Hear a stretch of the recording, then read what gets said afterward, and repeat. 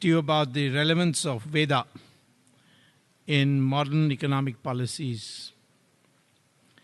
And therefore, I especially thank the Foundation for Vedic India and the Maharishi Veda Vyasa Pratishthan for this invitation to speak to such a distinguished audience.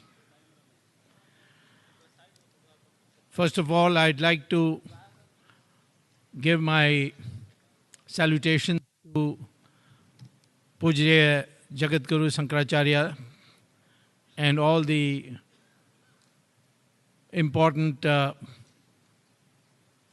religious leaders from the Hindu faith today here. Also the delegates who have come from different parts of the country and their association with these two great organizations which have done tremendous work in spreading the concept and the spirituality of India all over the world. I spoke on this subject, first of all, in a Catholic university called Fordham University in New York, when there was a conference called by one of the professors there, who was an Indian, called Rishikesh Vinod. And subsequently, he was able to get the book published, Hindu Economics, where one of the chapters is on mine. I also wrote a book recently which our great respected leader, Sri Ashok Singhal of the Vishwa Hindu Parishad, released along with the head of the RSS, Sri Mohan Bhagwat, called Hindutva and National Renaissance in India, in which a chapter devotes to Hindutva and economics. First of all, I'd like to begin by saying that there's no such thing as Hindu economics or Vedic economics. Economic laws are scientific, and there are Vedic principles or Hindutva principles which, when applied, will give you a different result from what the current traditional economic theories teach you. That's because ultimately economic policy making is in 4 dimensions. Dimension 1 is the objectives you choose. In the Western world market economy, profit maximization is the fundamental driving principle. Or for the consumer, what they call as the utility or satisfaction maximization. And in the Soviet world, the communist world, it's usually maximization of production. So the question would be for us as a Vedic society, what is the objective we choose? And once you choose the objectives, then you have to decide on your priorities. And having chosen your priorities, you have to select your strategy for achieving those priorities and objectives. And finally, you have to explain how you will, differently from the West, mobilize resources for financing such an economic policy. So this is the way in which we distinguish ourselves from the rest of the world, by having different objectives, different priorities, a different strategy, and different methods of extracting funds for the purpose of financing these projects. Now, there are a number of priorities which we have, but first of all, the most important objective for us is to be able to serve the largest numbers of people in a Vedic society, to create what is called as the best scenario for happiness. How is happiness achieved? We don't believe in the Vedic system that pure materialistic one-dimensional approach will produce happiness. It has to be harmonized with spiritual advancement. So the two of them together is what we call, in a sense, Sanatana Dharma, where we don't look down upon material prosperity. We in fact want material prosperity. But it should be balanced with spiritual values. The original concept of the Varna system was based on this methodology. The Varna system was based on the principle that the pursuit of knowledge and sacrifice were the highest values. And that is why the Acharyas, or what came to be later known as Brahmins, were placed at the top of the pyramid of the society. I remember when I first went as a student to Harvard, my classmate who was an American asked me that I'm not able to understand how you Indians followed Mahatma Gandhi. So I asked him why he's asking me this question, what is wrong with it. He said the man is not properly dressed. So I said, if Mahatma Gandhi came to United States and wanted to lead here a movement, what would you do? He said, we'll have him arrested for indecent exposure. In a sense, when you think about it, our leaders always have been extraordinarily simply dressed. Our spiritual leaders also very, very simply dressed. He may be a Shankaracharya, but he will not wear anything more than a saffron cloth. Whereas in the West, you see your leaders are extremely well dressed. And if they don't take care to look proper, they may even lose an election. There's a story that I read in Theodore White's book on the American presidential elections of 1960 when Kennedy won. That one of the reasons he lost the debate with Kennedy was that he came without shaving and there was an afternoon shadow on his cheek. And therefore, Kennedy looked much handsomer and much better dressed. In India, this doesn't count at all. Mahatma Gandhi was called all kinds of names by the British, including that he was a half-naked fakir. But the people adored him. Why? Because the sacrifice he represented. That he could have been a barrister earning crores of rupees, but instead he gave it all up and just wore a piece of loincloth and moved around the country. So the division we created essentially was a division of labor. That those who pursue knowledge will not have any weapons, will not have any land, will not have any property, will not have any wealth. In fact, it took the ultimate that they should meet their daily needs by begging. And it was not considered infra dig to beg, because those who gave actually earned punya, as it was called, by giving to them. And those who did have weapons, they were kings, but they were not kings like monarchs of Europe. They were people who could not make policy. For policy, they had to go to the Acharyas and the Brahmins. And they had to go to his hut and pay obeisance to him and then ask whether he could do certain things. He could not dispense justice. In Europe, the kings could do all. Could declare war, could declare policy, could declare and give punishments for those who committed breach of the law. But not in the Indian system. Those who made wealth were third in the rank.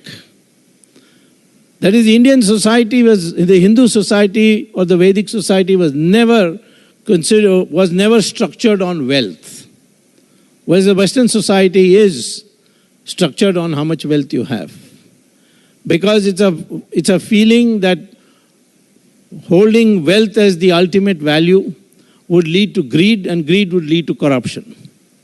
And therefore, anyone who makes wealth and then donates whatever is excess to what he needs would enjoy a status in society. And those who till the land were those who had to produce for the society, for eating, for milk, etc. So this was the division. And even those special category created what later came to be known as scheduled castes were not birth dependent. None of these four divisions were birth dependent. If it was so, then how is it that Veda Vyasa, whose mother was a fisherwoman, became a Maharishi and wrote the Mahabharata? Or Kalidasa, who used to cut branches of trees in the forest, became the greatest poet we produced and became a Maharishi. Vishwamitra, who was known as Rishi of Rishis, was born in a Kshatriya family. And the Dalits own Valmiki and say that he was one of us, but he became a Maharishi and wrote the Ramayana. And nor was the Acharya or the Brahmin, if he broke any law, was above the law. Ravan was a Brahmin. Most people don't know that Ravan was a Brahmin. The British created a whole movement called the Dravidian movement. And Mr. Karunanidhi used to celebrate Ravan Leela while we were celebrating Ram Leela, on the grounds that Ravan was a South Indian king from Sri Lanka. Actually, Ravan was not born in South India. He was born near Delhi in a place called Noida, in a village called Basarak. You can still go and see that village. He went to Mansarovar and he did tapas, and Lord Shiva gave him a boon, which he used to then he surveyed which part of the Indian subcontinent he could conquer, and he found that his relative Guber had developed Sri Lanka, and that's how he went to Sri Lanka. And his wife Mandodari was born in Meerut. So, but the British had concocted a history for us, which included that Ravan was a Dravidian king. And for years, the South Indian movement of Dravidian parties celebrated Ravan Leela, but ultimately I can claim that I persuaded Mr. Karunanidhi to read the Tamil version of Ramayana, the Kamban Ramayana, and come to the conclusion that Ravan was indeed a North Indian. After that, he lost interest in him. But Karunanidhi, however, never forgot that Rama was from North India, and he opposed him tooth and nail. And when I was arguing the Supreme Court that Rama Setu should be protected, he got so agitated that in public he said, who's Swami to call it Ram Setu? It is actually Adam's bridge. Did Ram build it? Does he have an engineering degree? Which engineering college he went to? Well, the following day he fell sick and he had to be admitted to hospital. And the name of the hospital was Ramchandra Medical Hospital. So I sent him a get well card and said, I hope he's got MBBS or an MD. To Ramachandra ji has that. These are some of the false impressions that have been created about our Vedic past, which have to be removed. We are not a society of spiritual mendicants. We are a society which produced the maximum wealth for almost thousands of years. And till 1750, before the Industrial Revolution brought in locomotives and Bessemer blast furnace, we were considered amongst the most developed country. We were ahead of China till 1100 AD, and then the decline started, and China overtook us. But in the end, both were developed countries in the 1750s. It's only towards the 20th century that we became poor countries. Therefore, this system had produced this miracle. And the first principle would be division of labor according to the Varna system, which today we cannot replicate because it has got so embedded with birth that it's unrescuable in my opinion. And at least we need some period when we all forget our Varnas and treat ourselves as a Vedic society or a Hindu society and nothing more than that, and forget about our so-called Varna label. So one of the priorities we give, some of the priorities we give are, we have always been a society which has emphasized self-reliance, which we call Swadeshi. Then Swadeshi was a decentralized, it was a concept which could go down to the village. So Swadeshi was always coupled with decentralization. And we wanted all our Janapadas, as Chanakya had called our society divisions, as self-sustaining, self-governing, self-contented, self-producing units. So this decentralization and producing out of your own resources. That didn't mean we didn't trade. We did trade. We traded with the whole of Southeast Asia. The Hindu stamp is quite obvious. The third priority we place is what I would broadly call as dharma, as applied to economics. Now, if I am a capitalist and I build a factory and pump a lot of smoke into the air without any safeguards on environment, I am maximizing my profit, but I am ruining the society.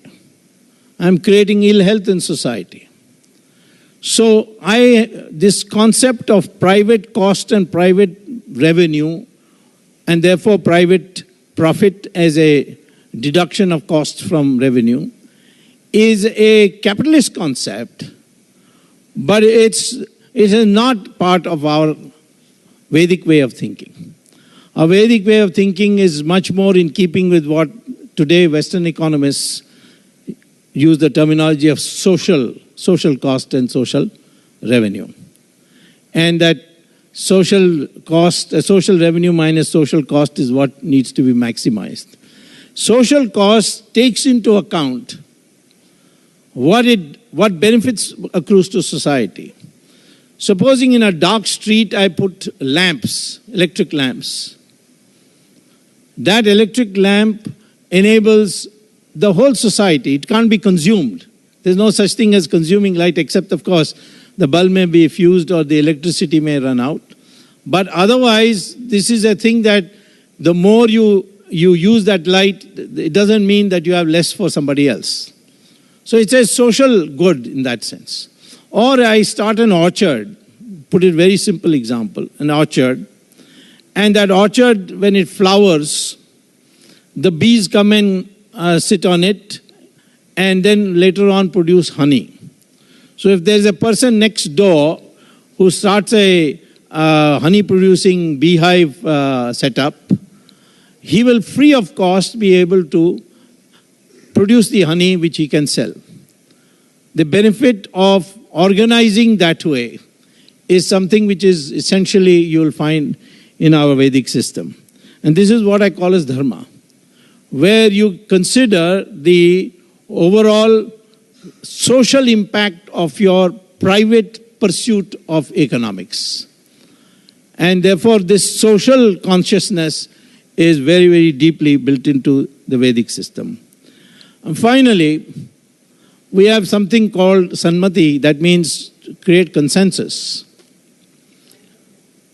If today in a market system, we go by majority decisions, then it is possible for a society by majority to prefer, say, coffee and prefer coffee to tea and tea to chocolate or hot chocolate. And yet by the same majority calculation, you can find that chocolate will be preferred to coffee. That is, the choices become what is called as intransitive. Logically, if I prefer A to B and B to C, then I must prefer A to C. But in a democratic framework, where everybody has a freedom to do what he wants, the laissez-faire principle, then you can show situations, which I've shown in my writings that by majority selection, the market selection, so to speak, A can be preferred to B and B can be preferred to C, and at the same time C can be preferred to A. That is called inconsistency. And that is something we abhor in our Vedic society, and that's why we talk about consensus. Consensus produces logical choices, it produces consistency. So these are some of the priorities that we have in a Vedic system. Now, in terms of strategy, the Western society and the communist society have been divided on purely economic terms. The communists call it haves and have-nots. And they say that all the history is economics and it is class struggle. And therefore class struggle is the fundamental principle of communism. When people say, no, concern for poverty is communism, no, that concern everybody has. The difference between communist ideology and any other ideology is the commitment to class struggle coupled with class annihilation. That is, the have-nots must annihilate the haves. That's the fundamental principle of communism. And the haves are those who have money, who have wealth, and the have-nots who have nothing but their labor. That's the Marxian principle. Now, how do you apply that in India? Because strictly speaking, the acharyas of our country are also have-nots. They don't have any wealth. In our society, Brahmins are generally poor, but they are highly respected. How do you create a class struggle between a Brahmin and a Shudra? Because it's not haves and have-nots. The Shudra is the have. The Brahmin has nothing except knowledge. It's not material. So the class struggle doesn't apply to Hindu society or the Vedic society. Because how do you define classes in India? So you can only speak in terms of creating animosity between the Varnas, but that is a concept alien to Vedic society. There was never, the harmony was the fundamental principle. That's why I talk about consensus. It is the later principle, later development, when the Brahmins began advocating freedom from the British. The Brahmins were in the forefront of preparing soldiers and fighters against Islamic invasion, that they became the target. And they became the easy target because they had nothing. So the class struggle doesn't apply to Vedic society in its original form. So what is the fundamental principle by which the Hindu society or the Vedic society operates? The closest Western concept I've seen is something we call as Pareto optimality, where we seek changes where no one is worse off and some are better off. That is a concept of Pareto optimality, which is how the Vedic society is structured. So therefore, we have traditionally created the concept of trusteeship, which Mahatma Gandhi advocated very strongly.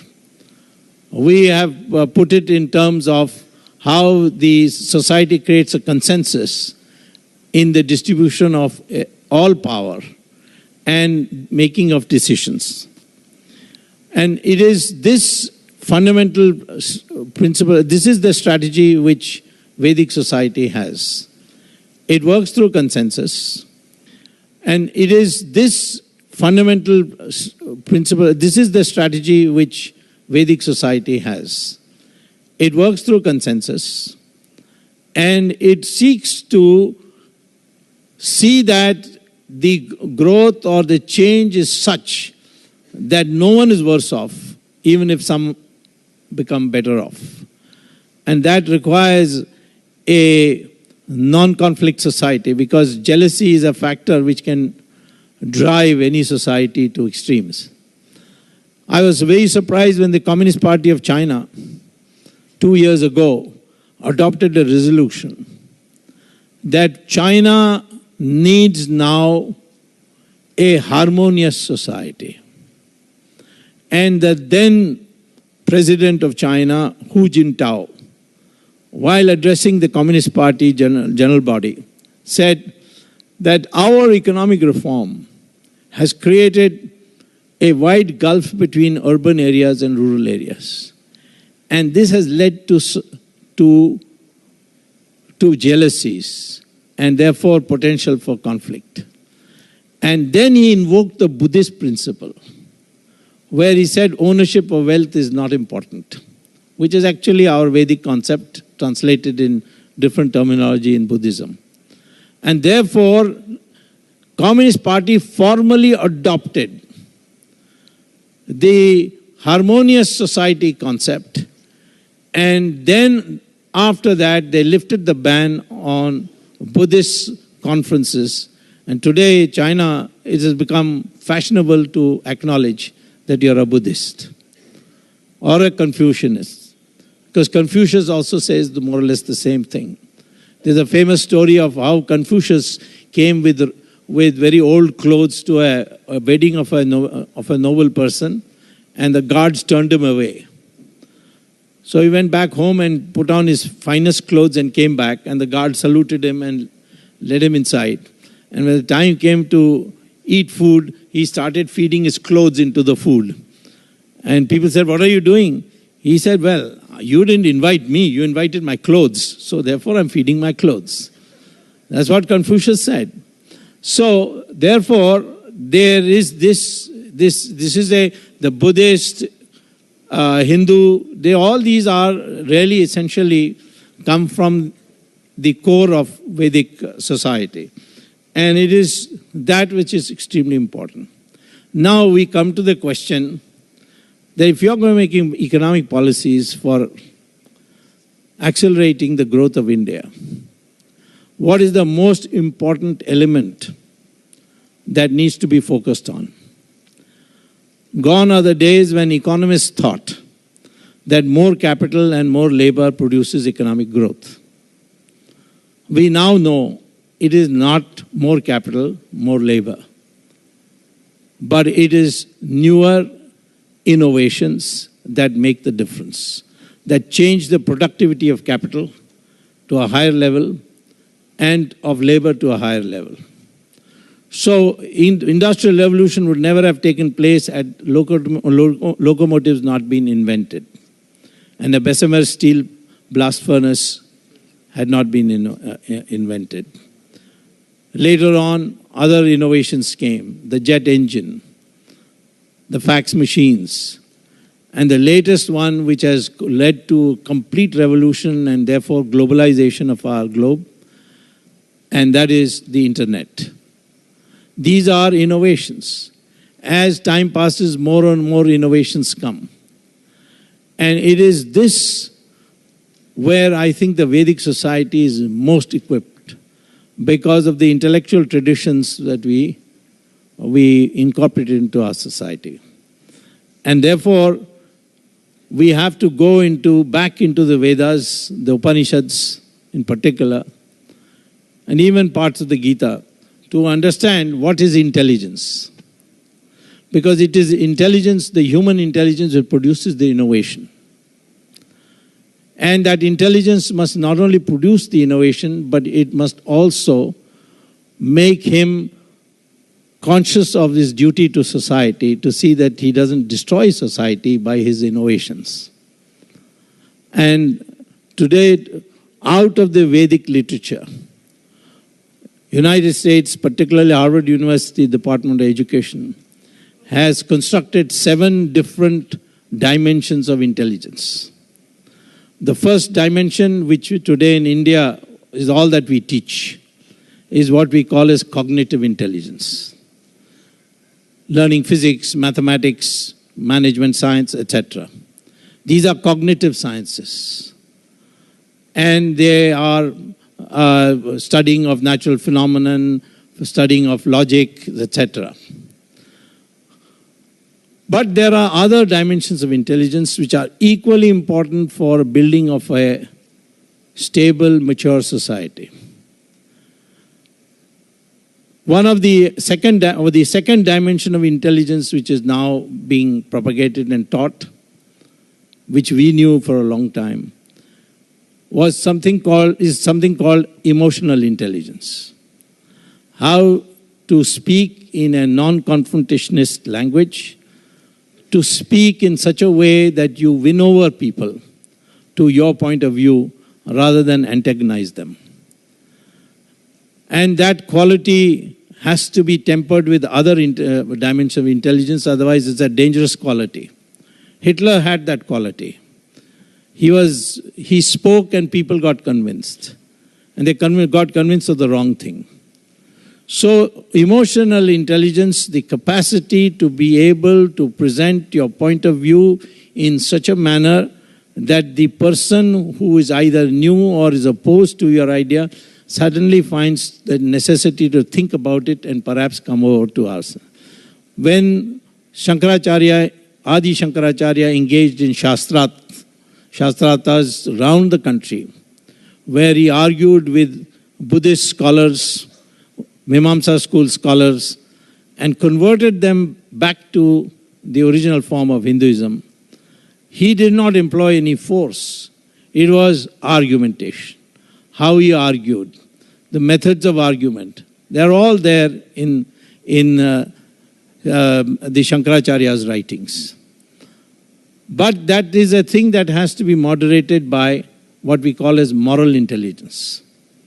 Moral intelligence is when you do not use your intelligence in a way by which you harm somebody else, which I originally called as Pareto optimality. You do it to further your enterprise, but without causing harm. You don't set up a factory which pumps smoke into the air because you can make more profit and you don't have to spend on environmental control. So this is the third dimension of intelligence. The fourth dimension of intelligence is what is now being called is social intelligence. And social intelligence is to be able to engage in those activities which will create a better society. Then the fifth one, which is something which our sages have always been talking about, is spiritual intelligence. Based on the premise that all knowledge is in the cosmos, past, present, future, which in cosmos we call as the Brahmand. And your mind is capable of, provided it is disciplined, of linking into that Brahmand, by which you are able to discover all the innovations necessary for further growth. This is what the Americans call now as the neural Wi-Fi, that you connect to the Brahmand, the cosmos, and from that you get the inspiration for knowledge. And of course, in our system, you have to do these disciplines of meditations, yoga and so on, which prepares you for ultimately to be able to do that. There is then other dimensions of intelligence, environmental, respect for the environment, that you don't leave the world in a worse place than you found it, and innovational intelligence, where you search for new ways of doing the same things that you used to do before, or go into a totally new dimension. Nobody would have thought a thing like cell phone would ever be invented 50 years ago or 40 years ago, or internet till the late 50s. Nobody thought there could be something called an internet, which can at a press of a button give you information on anything that you ask for, or be able to run 6 different factories from one city, sitting in one city through the internet, or be able to send mail instantly at the speed of light. So all these are things which come out of the innovation, and that requires a certain mindset which needs to be developed. We have in the Vedic system always placed great emphasis on the mindset.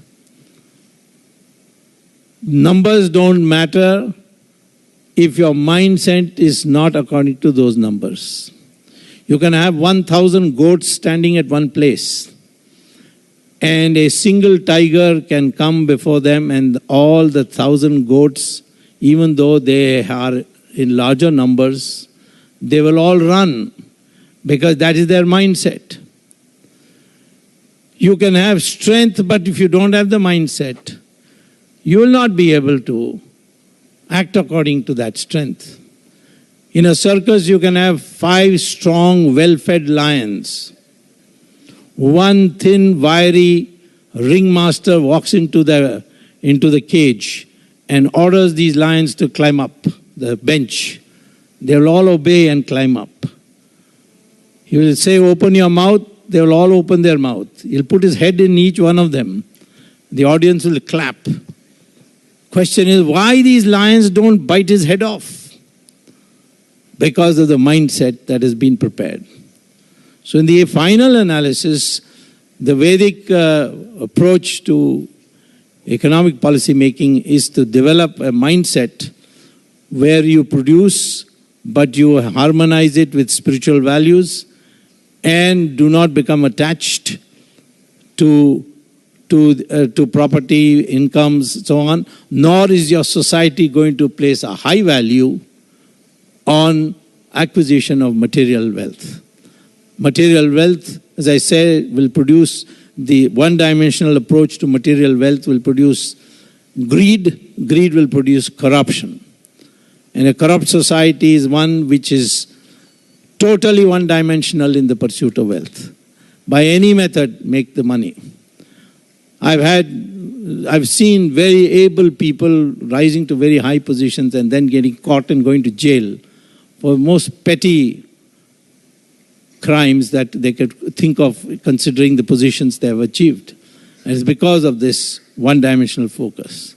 So this balance between spiritual advancement and economic material prosperity is the fundamental of the Vedic principles that should guide economic policy making, and in the process, the priorities that we have for our society, and the strategy we adopt by which we don't leave the world in a worse position than we found it. This, in substance, is what I want to say. Thank you very much.